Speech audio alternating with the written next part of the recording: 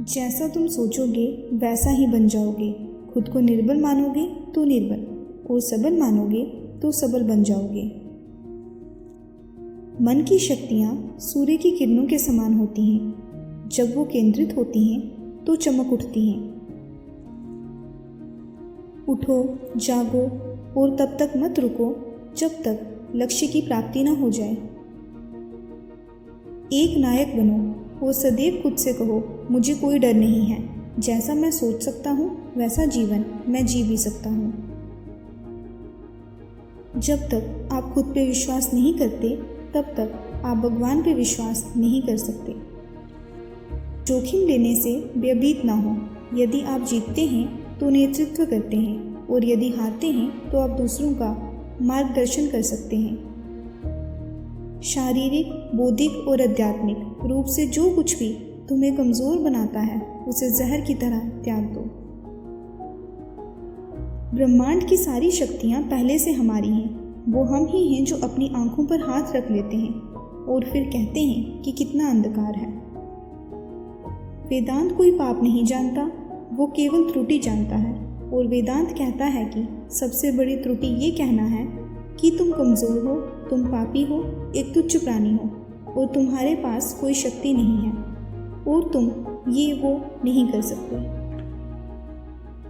किसी दिन जब आपके सामने कोई समस्या ना आए, आप सुनिश्चित हो सकते हैं कि आप गलत मार्ग पर चल रहे हैं। खुद को कमज़ोर समझना सबसे बड़ा पाप है। लगातार अच्छे विचार सोचते रहना ही बुरे विचारों को दबाने का एकमात्र तरीका है। जीवन का रास्ता स्वयं बना बनाया नहीं मिलता, इसे बनाना पड़ता है। जिसने जैसा मार्ग बनाया उसे वैसी ही मंजिल मिलती है।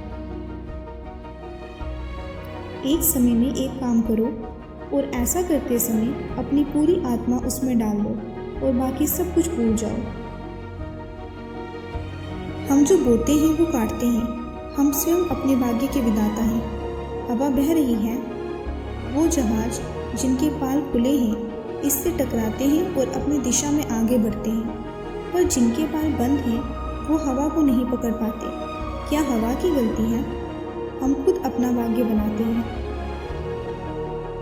स्वतंत्र होने का साहस करो। जहाँ तक तुम्हारे विचार जाते हैं वहाँ तक जाने का साहस करो और उन्हें अपने जीवन में उतारने का साहस करो। हम वो हैं जो हमें हमारी सोच ने बनाया है, इसलिए इस बात का ध्यान रखिए कि आप क्या सोचते हैं। शब्द गौण हैं, विचार रहते हैं, वह दूर तक यात्रा करते हैं।